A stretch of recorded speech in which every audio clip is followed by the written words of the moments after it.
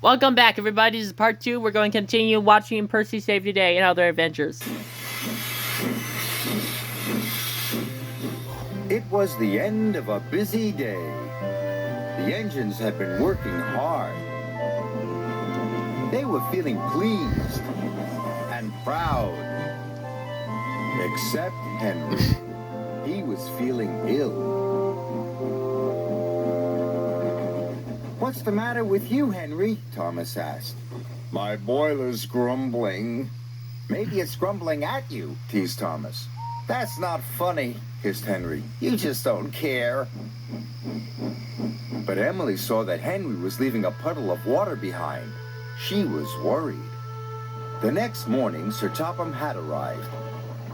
"Thomas, Percy, Henry, I want you to collect some freight cars and take them to the docks." "Yes, sir," cried Thomas and Percy. Henry watched the engines puff away. He didn't feel well. "Useful engines don't complain," Henry muttered. He was leaving water everywhere as he chuffed towards the coaling plant. When Emily saw this, she was more worried than ever.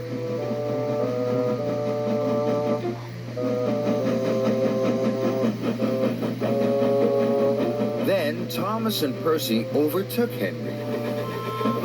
"Hurry up, Henry!" Percy tooted. "I can't go any faster," Henry chuffed miserably.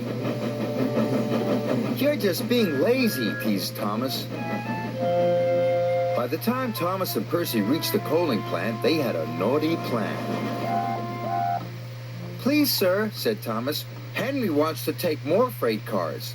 "He is bigger," added Percy. The yard manager agreed. Meanwhile, Emily was talking to Sir Topham Hatt. "I'm worried about Henry." Perhaps his tubes are leaking," replied Sir Topham Hatt. "You'd better check."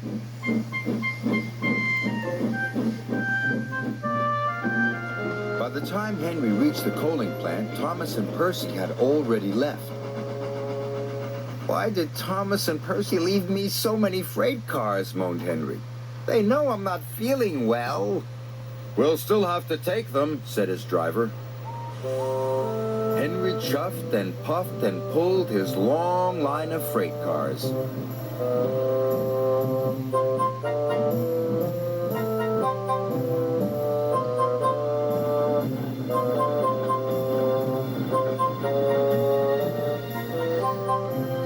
"You can do it, Henry," encouraged his driver.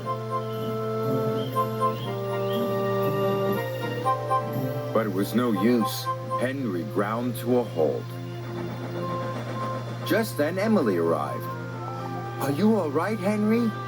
"No," moaned Henry. "I'm stuck." Henry's firemen uncoupled the heavy freight cars.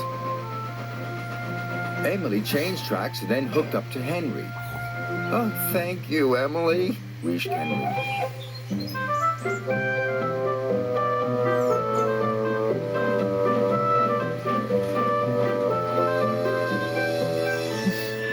Emily and Henry puffed into the docks. "Well done, Emily," said Sir Topham Hatt. "Thank you, sir." Then he spoke to Henry. "You were brave, Henry. You weren't well, but you still tried to pull the heavy freight cars." Thomas and Percy felt ashamed. "We're sorry, Henry," said Thomas. "We didn't think you were really sick," added Percy.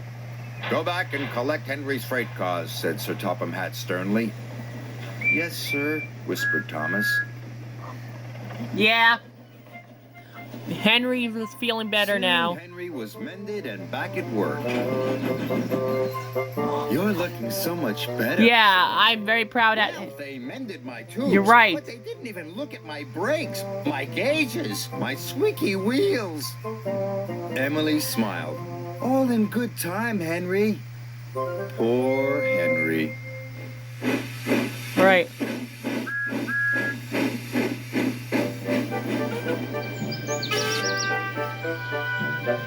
Rheneas and Skarloey work on the most beautiful line on the island of Sodor. They love to puff through the forests and over the rivers. An old bridge crosses one of the rivers. Some of its beams were rotten and had now been damaged by the storm. Skarloey chuffed Yep, happily Skarloey along. is fine. He didn't see the broken rail until it was too late. Right. Uh-oh. He dangled dangerously above the water. Help! But Rheneas soon pulled him to safety. A few days later, Sir Topham Hatt came to the sheds. The old bridge has been mended, but the workers' freight cars have been left there. Skarloey, I need you to collect them. Yes, sir, chuffed Skarloey. He didn't want to go on the bridge again. When Skarloey arrived, he saw the freight cars on the other side. He started to cross, but stopped. He looked down into the rushing water. Skarloey was scared. He remembered what had happened before. Come on, Skarloey, called his driver. The bridge is safe now. But Skarloey wouldn't cross the bridge. And he and his driver went home instead. We'll pick up the freight cars, said Rheneas' driver. But if you don't cross the bridge soon, said Rheneas, Sir Topham Hatt will be cross. Now Rheneas had to take Skarloey's loads as well as his own. Each morning he collected the freight cars and puffed across the bridge with his heavy load. Yep. Finally, Sir Topham Hatt came to see Skarloey. If you won't cross You're the a old very bridge, naughty you engine. must stay here and shun freight cars, he scolded. I can't have engines that won't do as they're told. Sorry, sir, said Skarloey sadly. The next morning, Rheneas took Skarloey's heavy freight cars as usual. Then he puffed and heaved through the countryside towards the bridge. Yep. He puffed so hard that he ran out of water. Bother. The yard manager spread the news. Rheneas has broken down. We must go help him, said Skarloey bravely. He set off immediately. I'm on my way. Skarloey was scared, but determined. He rolled slowly up to the edge. The bridge creaked loudly.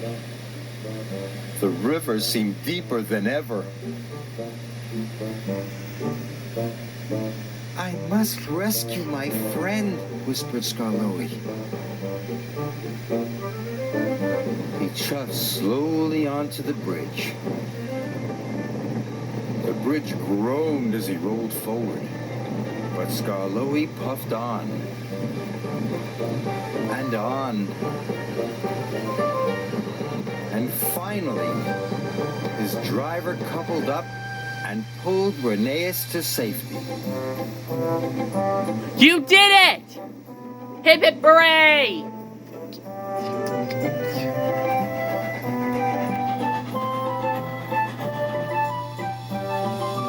Thank you, said Rheneas. You were very brave to help me. Skarloey is no longer afraid of the bridge. And he loves his journeys more than ever. All right.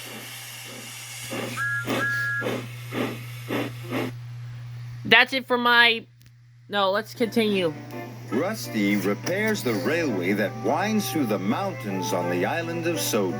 Right. The little diesel checks that the tracks, tunnels, and bridges are all in good working order. Wow. I can't believe those trains are going around the island of One day, Sodor. Rusty was crossing the old wooden bridge. There was a big bump in the track. Rusty's driver stopped to check the bridge. There are cracks in the supports, he said. Ooh, that could be dangerous, cried Rusty. It might fall down if it's not repaired. and they hurried off to warn the other engines. The engines were waiting for their coal when Rusty arrived. Don't use the old wooden bridge, said Rusty. It's dangerous. How would you know? Wished Duncan. You're only a diesel. And he puffed crossly away. He didn't even wait for his coal.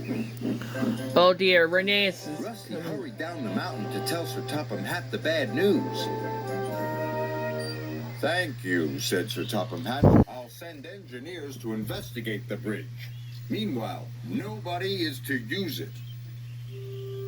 Rusty's driver put up a sign, line closed.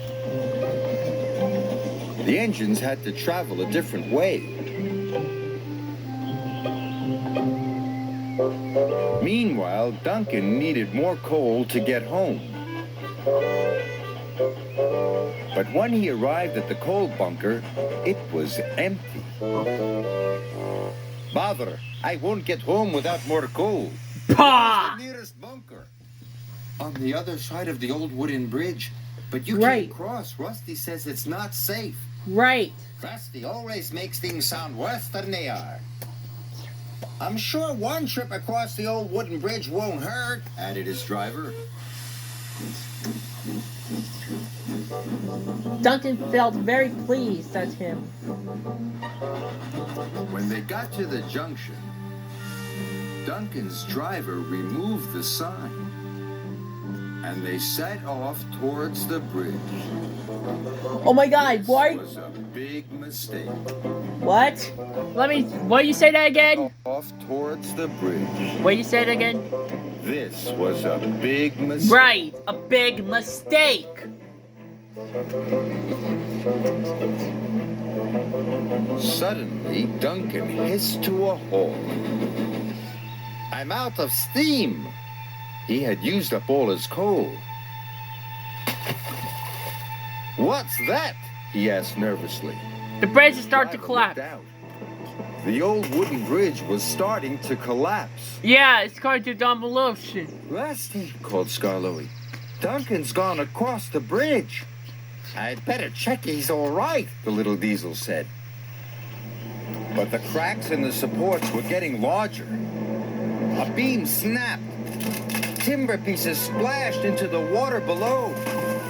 Help, whistled Duncan. I'm going to fall. But Rusty was on the way. Soon the little diesel reached the old wooden bridge. Until it was too late. Duncan had never looked so scared. Rusty chuffed bravely onto the bridge. Careful, gasped Duncan.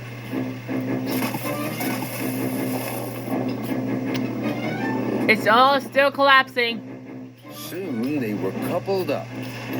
Hold on, Said Rusty. Whoa! Shouted Duncan. The little diesel pulled him off the bridge. Just in time. Don't use the old wooden bridge, said Rusty. It's dangerous. It just already collapsed. Sir Topham Hatt was cross with Duncan. That was very irresponsible. Yes, sir. Sorry, sir. And Rusty, you were very brave. Oh, thanks.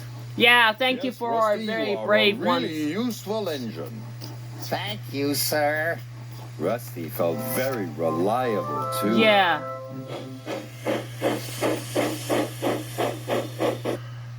I'll see you at part 3.